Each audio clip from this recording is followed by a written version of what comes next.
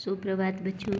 आज हम कक्षा 6 का इतिहास विषय का पाठ 5 राज्य, राजा और एक प्राचीन गणराज्य का आगे का प्रकरण जनपद व महाजनपद के बारे में पढ़ेंगे। इससे पहले हमने पढ़ा था कि शंकरन ने देखा कि उसके नाना नानी बड़े ही उत्साहित हैं, तो उसने पूछा कि आप इतने उत्साहित क्यों हो। तो उसके नाना नानी ने क्या कहा कि हम वोट डालने जा रहे हैं और हम हमारे शासक को आज चुनने जा रहे हैं, यानी हमारी सरकार, हमारे राजा कौन होंगे इसका चुनाव हम करेंगे। और कैसे करेंगे? वोट के द्वारा करेंगे। ये तो है इन्हीं कुछ 50-60 साल पहले की बात, लेकिन अगर हम 3000 साल पहले देखते हैं तो उस समय शासक कैसे बनते थे। तो अब की प्रक्रिया में और उस प्रक्रिया में थोड़ा अंतर था। तो कुछ लोग क्या थे कि वो बड़े बड़े यज्ञों का आयोजन करते थे और बड़े बड़े यज्ञ करके वो स्वयं को राजा घोषित करते थे।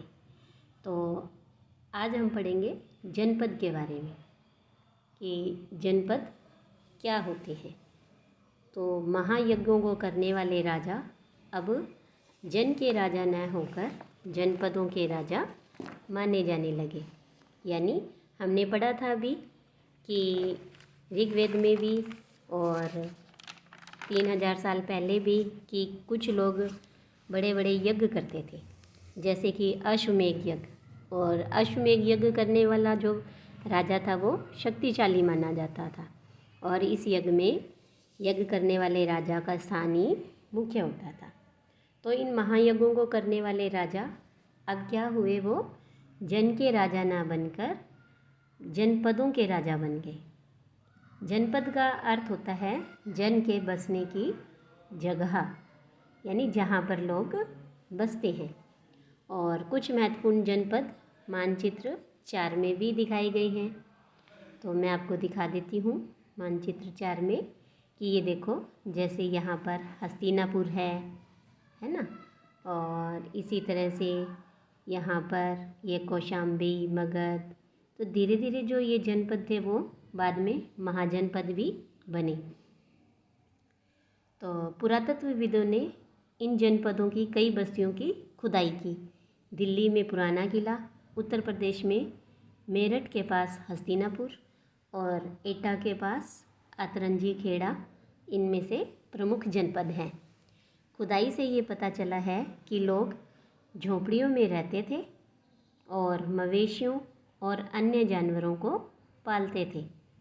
वे चावल, गेहूँ, धान, जौ, दालें, गन्ना, तिल, सरसों जैसी फसलें भी उगाते थे।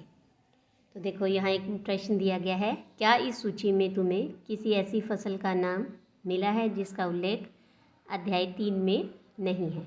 हमने अध्याय 3 में भी पढ़ा था आरंभिक नगर में कि वहाँ के जो आरंभिक मनुष्य है वो कई प्रकार की फसलें उगाते थे।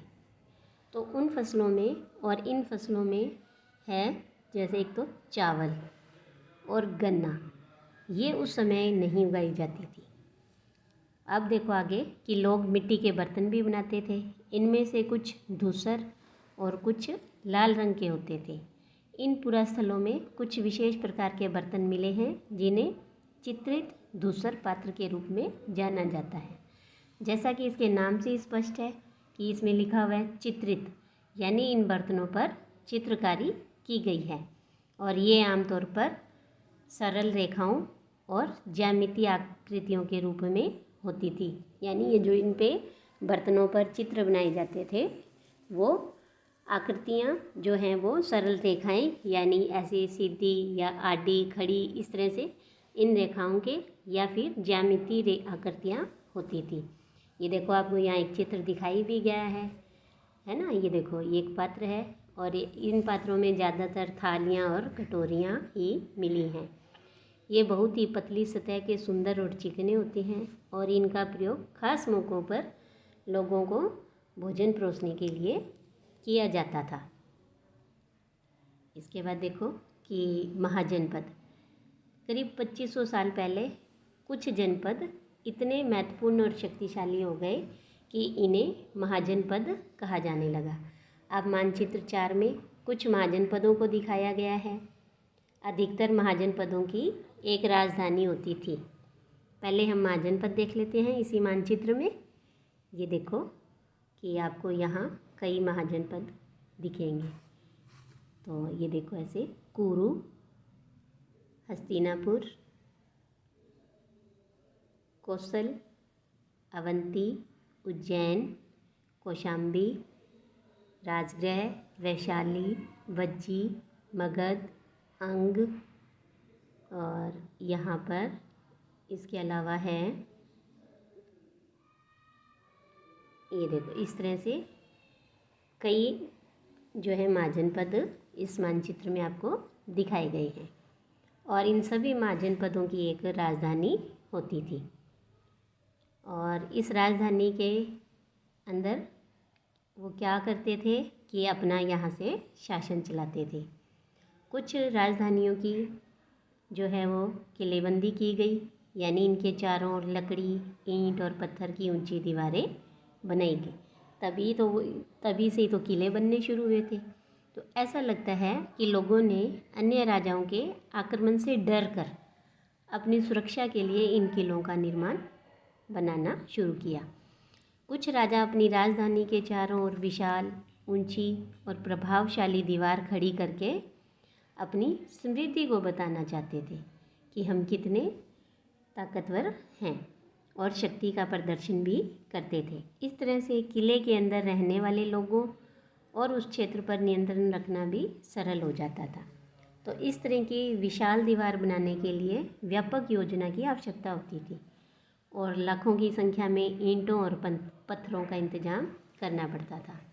हजारों स्त्री और पुरुष और बच्चों ने इसके लिए अथक परिश्रम किया होगा और इनके लिए संसाधनों की आवश्यकता भी पड़ी होगी, यानी कि जैसे इन ईंटों को, पत्थरों को एक स्थान से दूसरे स्थान पर लाने के लिए बैलगाड़ी या घोड़ा गाड़ी, इस तरह से किसी साधन की भी आवश्यकता पड़ी होगी।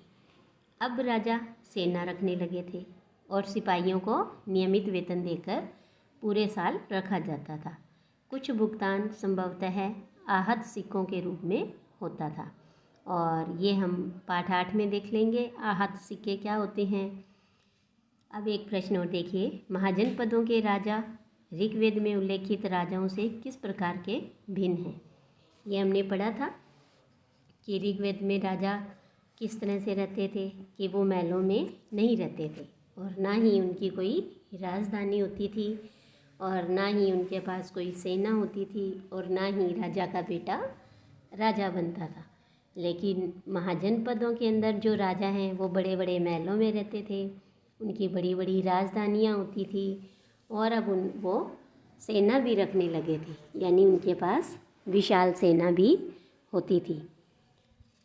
और ये देखिए एक इधर चित्र, यह है कौशाम्बी किले की दीवार। यह चित्र जो भी वर्तमान में उत्तर प्रदेश है उसके इलाहाबाद के पास मिली है और ईंटों की दीवार का ये अवशेष है। इसके एक भाग का निर्माण लगभग 2500 वर्ष पहले हुआ था। देखो कितनी मजबूत दीवार है। और ये सब दीवारें क्यों बनाई जाती थी?